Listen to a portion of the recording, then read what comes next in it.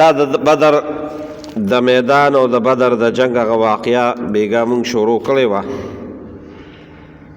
چې دا د اسلام یو اهم جهاد و په سندو هجرې کې د هجرت نه یو نیم کال پس شو او تاسو ته ما پرون مختصر شان پس منظر اجمالا بیان کړو تفصیلا دلته را روان دي په خپل ځایونو کې مختلف واقعات دي په مختلفو ځایونو کې به راځي نو خبره پرون دې پورې دغه شوه چې رسول الله صلی الله علیه وسلم اول خو د مال غنیمت خبره وشوه بیا نبی علیہ السلام دې جهاد دپاره را روان شو او ما تاسو ته پرون ویلو چې نبی علیہ السلام صحابو سره مشوره وکړه چې څه به کوو دوه قسمه خبره راله چې یو خو یا دغه تجارتي کومه قافله ده د دې مخنیوه وکړو دا ویارو او دویم نمبر خبره دا راله چې دا هغوی بیا خبر شو ابو سفیان او هغه مکې ته سوال جواب ولیږه او مکې ته دومره په زر دغه زمزم د هغه نوم و هغه په زواد باندې دومره وی په هیبت لاړه بخاري شریف کې دي چې کله به یو اهم واقعه یو اچانک واقعه براله نو دوی به د سر د صادر توکو او دا لاسونه به دا سوچت کړل او چغې به یې والوي راشه پلانکي چلو شو ده چې کله دا دغه وکړو نو چونکې هغه ابو سفیان راولېږه چې 50,000 درهمه دیناره په هغې قافله کې او د مکې د لویو لوی خلکو تجارتونو نو هغوی وي چې دا خو به دوی زمونږ نه لوټ کي نو یې دومره په تیزۍ دا زمزم راغې چې صادر څه کې چې په پرتوګ او کمیس یې دواړه یوستو چغې وهلې چې ګوره رالل سړي را باندې رالل نو هلته هم بس لښکر تیار شو او را روان شو د هغې ځای نه او رسول الله مبارک ګورې دلته اوسه پورې ورته دا پوره دغه نه وه چې یاره دا کم ځای ته به ځان رسو نو د یو بل نه ګورې دوی خبر نو لومبې رسول الله مبارک د بدر نه دې خوا یو ځای دی هغلته دغه شو نو یو دوه کسان دوه صحابه یو بس رضی الله تعالی عنه او یو حضرت عادی رضی الله تعالی عنه دا دواړه صحابه په اوښ سوارو شو په یو اوښه او هغه اوښ لاړه وي تاسو معلومات وکړئ چې کوم ځای کې دي دا خلک نو دوی دواړه چې لاړه نو دقې بدر دی مقام ته دي کوي ته راغلل نو دې پورې لا دوی نور را رسېدلې نو دقې کوي سره ودرېدل هغه خپل اوښ هم اوبه کو په خپل هم دې صحابه اوبه وڅښلې او یو ساعت ناسو دا جاسوسي وکړه خو څوک یې ونه لیدل نو ساعت پس را روان شو چې را روان شو دوی خوا رسول الله مبارک له راغې دقې وخت کې ابو سفیان راغې چې ابو سفیان راغې نو چې ویې کتل نو یو دوه ماشومانې جینکۍ هلته ناستې وې نو ورته یې ویې دلته خو څوک نو راغلي یو دوه کسان رالل په اوښ باندې او اوبه یې موڅکلې هغه اوښ باندې یې اوبه وڅښلې او پخپله بیا لاړل وایي تاسو نه پېژنئ ماشومانو ته ماشومان جینکو یې نه مو خو نه پېژنئ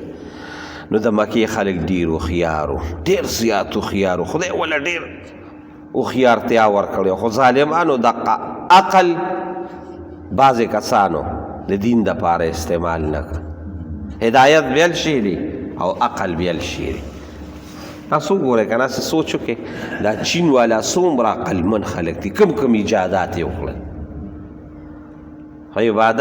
چیندخان خوري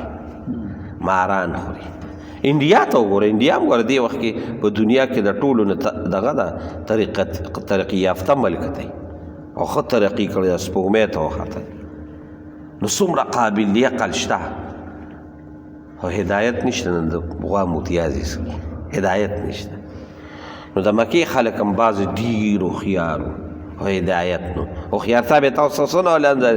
ابو سفیان خو خیر خدای پاک بیا وروسته مسلمان کړی دی خو چې راغې نو پته ونه لګېد چې دا څوک و نو هلته د اوښ دا پچې پرتې وې نو ده چې هغه پچې راواغېشتې نو داسې یې کوله وکړې وی والله په هغې کې د قجورو د اډوکو هغه دغه وی دا خو د د مدینې منورې د یثرب هغې وخت کې ورته هغوی مدینه منور وایي دا خو د یثرب نه خلک راغلي دي دا اوښه خو د هغ ځای ده ځکه دا یې پوچو نه مې اندازه وي ولګوله وی دا خو راپسې راغلي دي بس هغه د هغې ځای نه لاره بدله کړه او د سمندر خوا یې واغېشته او په هغې هلخ لاړه او دې خوا ابو سفیان چې لاړه نو دغه شو ده د هغې هلخ نه ابو جهل راغی او د هغه ملګري راورسېدل او د ابو جهل لښکر راورسېده بدر ته نو بدر کې چې کم سخت ځای او کم د اوبو ځای و کم اوچت و په لسمې سپارې په لومبي رکو کې را روان دي هغه ټول د جنګ هغه دغه هغوی هغه څښښ ځای د هغوی واغېشتل او چې مسلمانان راغلل نو دوی ته لاندې ځای پاتې شو هغه ځای کې شګه هم وه او هغه ځای کې اوبه هم نه وي ځکه د کوی باندې هغوی قبضه واچوله نو رسول الله صلی الله علیه وسلم په بخاری شریف کتاب المغازی کې حدیث دی وی رسول الله مبارک او دلته هم د استستغیثون ربکم نن ستاسو سبق کې رسول الله مبارک الله ته په مانځه باندې ودرېده او جړلې دې کې ناګهانه صحابو یو دوه کسه د هغې دغه نه ګرفتار کړل جاسوسانو چې ګرفتار یې کړل بس رسول الله مبارک په مانځه باندې ولاړو چې په مانځه باندې ولاړو بس دوی پرې را باندې کړې وی د کم لښکر یې نو هغوی به ورته وایي د ابو سفیان نو بیا به یې پرې را باندې کړی نه د کم لښکر یې نو هغوی به ورته وایي د ابو جهل نو کله به ورته ابو جهل یادو کله به ورته ابو سفیان یادو نو رسول الله مبارک چې سلام واړو نو په خندا شو وی د خدای نیکبخت په رښتیو هم نه پرېږدي او په دروغ هم نه پرېږدي بس نو نبی خو هلې نه وې هلې نه وې چې موږ د ابو جهل خو دومره وي د ابو جهل وي څومره لښکر وي دا راته نه وایو ډېرې ورته رسول الله مبارک والو الله والو خو دا ورته ونه وی چې دومره لښکر وي ښځه وي دا راته مه وایې خو دا راته ووایه چې خوراک هم څه دی وی لس اوښان روزانه حلالو لس اوښان رسول الله صلی الله علیه وسلم لالیا ډېره هوښیارتیا ورکړه وایي ځای ورشئ زر کسان دي نو صحابو ته یې دا څنګه وی یو اوښ سل کسان خوري یو اوښ سل کسان خوري وی ورشئ 1000 کسان دي واقعي چې 1000 کسان رسول الله مبارک د شپې الله ته ډېر وجلل خدای پاکه دا بې کسه بې وسه را روان دي رستو را روان دي ما راوستي دي خدایه کو دا تا سربالا نن نه کړل نو ګورې په مخ د ځمکې به د الله نوم پاتې نشي ستا نوم به پاتې نشي زما نوم به پاتې خدای د دوی امداد وکړي چې کله دا فیصله کېده چې جهاد د زړه نه نه سبق وساتوي نو بعضې صحابو وی یا رسول الله مبارک وی هغوی ډېر دي موږ لږ یو نو د جهاد نه لږ شان رسته کېدل د دنیا به د تقاضو مطابق الله رسول الله مبارک الله ما سره د امداد فیصله کړې ده او رب به ما سره امداد کوي بیا هغوی جهاد نه دغه شو بیا الله رب العالمین ته سوال کوي او په جهاد میدان مبارزه به وه داسې دغه به نه مبارزه به وه نو د هغې اړخ نه عتبه ولید او شیبه دا رونه مو او څه د تره زامنو یو دا درې واړه راووتل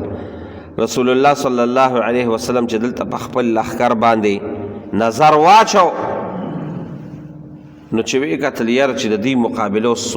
پچو کم نو یې لومبې د خپل خاندان نه شروع کړم نو حضرت علی رضی الله تعالی عنه حضرت عبیده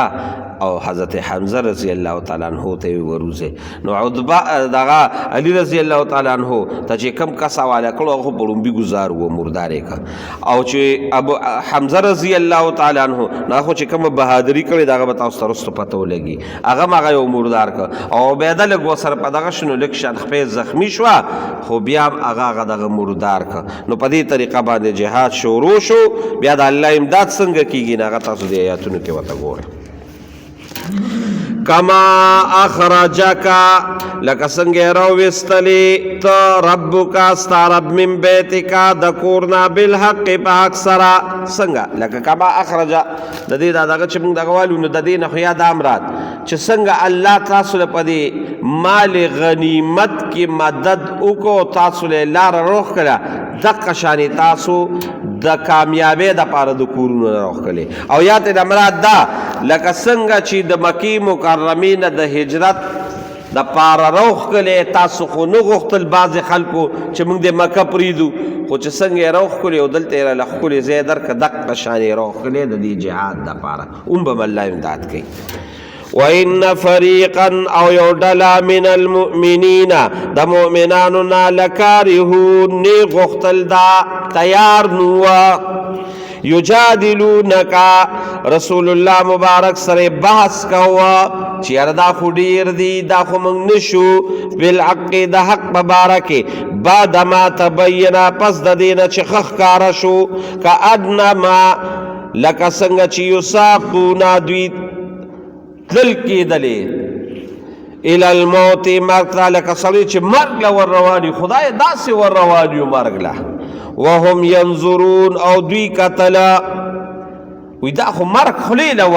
ورتګ دی نو دا به څنګه کېږي الله وایي زه به م امداد کوم وإذ یعدکم الله او هغه وخت م د دوانو جانو سردار را یادولی دی چې وعده وکړه الله تا سره احدى الطائفتین یو د دې دوو ډلو نه چې تاله به پکې کامیابي در کوم کومه ډله کو دا ابو سفیان ډلاله ام به د مال به تا ته میلاویږي او که ته ډلاله دا جهاد دا د جنگ دا علی او دقه مردارول لکم د دې کومه ډلاله نو رسول الله مبارک هغه ډله دا جنگ هغه واغشته احدى الطائفتين یو به د دې دوه ډلو نه در کوم انها لکم دا به ستا دپاره وي وتودون او تاسو غختل خوخه کولم چې ان غیر ذات الشوکت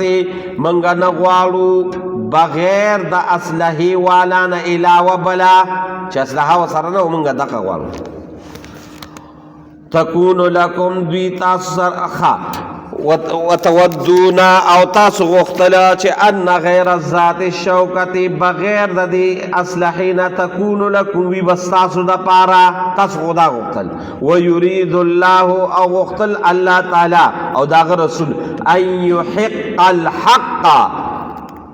يحق الحق بكلماته چې حق ثابت شي په فرمانونو خپلو سره حق اوچت شي ځکه دا کافران چې مردار شي حق به اوچت شي ویقطع او پریشي دابر الکافرین جوړې دا قوم کافر الله دا غوښتل چې جهاد وشي دا څه دپاره لیحق الحق چې حق ثابت شي ویبطل الباطل او باطل ختم شي ولو کره المجرمون اگر چې مجرمانو دا نه غوښتل دا یې نه غوښتل چې داسې دي وشي چې حق دې اوچت شي او باطل دې دغه شي خو الله وایي دا به کومه او چې ما ته دې سوال وکړو استستغیثونا هغه وخت هم د یادولی دی چې فریاد وکړه ربکم خپل رب ته تاسو نو فاستجاب لکم قبول کړه الله تعالی ستاسو هغه فریاد او څه وي چې انی ممدکم زه چې ما امداد به کوم ستاسو بالفنا پزرو من الملائکت د فرشتونه مردفین چې لګاتار مسلسل ورله را رواني وي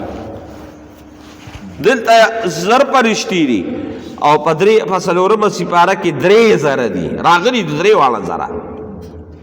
او دلته زر دي نو دې کې هیڅ تطبیق نشته اول زر رالی بیا پسې 2000 نور هم رالی او بیا ورسره بیا رسو را روان دي دې کې هغوی اعلان وکوي د یو 500,000 لښکر نور را روان دی مسلمانانو باندې دا دغه وکړه د کورت په دغه کې نو الله رب العالمین وی چې هغوی 15,000 نو زه به 15,000 فرشتې نور هم درولېږم الله وایي مردفین لگاتار وما جعله الله او ندی ګرځولې موږ دا فرشتې الا بشرا مگر زیرو نور ولتطمئن او د دې دپاره به چې په دې باندې اطمینان وساتي قلوبکم ستاسو زړونه او پر یو فرشتم کافي وه خو الله وایي دا ما ستاسو د زړه د مضبوطولو دپاره رالېږلي او فرشتو جهاد کړی دی او که نه دی کړی نو بعضې وي نه دی کړی خو ډېر علماو تفاصیل وي چې جهاد یې کړی دی چونکه ورسره وه حضرت جبریل علیه السلام زیل پټکې والو تک زیل پټکې یې والو او صحابه وی بعض صحابه وی مونږ ولیدو چې زمونږ په غش په چوکا او په دغه به څوک لګېدلو د هغه نه به وینې تلې او چې د فرشتو په هغې دغه به لګېدلې نو داسې خاپونه به پې چې وبړی شوي به وه فرشتو وال کړي دي نو الله دا یو پرشتم کافی و حضرت جبریل علیہ السلام ولی دا خو یو زر کسان دي او د لوط علیہ السلام قوم 15 لک خلق او 15 خارونو او په یو وزر کې اوچت کړو والله وی دا مې تاسو د اطمینان د پاره چې زړه مضبوطی روتی مدد بو زما ګوره وما جعله الله ندی من ګرځولې دا پرشته الا بشرا مگر زیری ولتطمئن او د دې لپاره چې اطمینان نصیبه په دې سره قلوبکم ساس زلونا ومن نصر نو امداد الا من عند الله مگر دا صرف د الله امدادو کما الله ان الله بشک الله تعالی عزیز زبردست ګوره دا هر چا د پاره خو چې ایمان هغه سره د صحابه سی نیت هغه د صحابه سره وي نو ان شاء الله امداد به دغه شان وي ان الله بشک الله تعالی عزیز و زبردست حکیم او د حکمت خاوند صدق الله مولانا سبحان ربك رب العزة عما يصفون ربنا آتنا في الدنيا حسنة وفي الآخرة حسنة وقنا عذاب النار وأدخلنا الجنة مع الأبرار يا عزيز يا غفار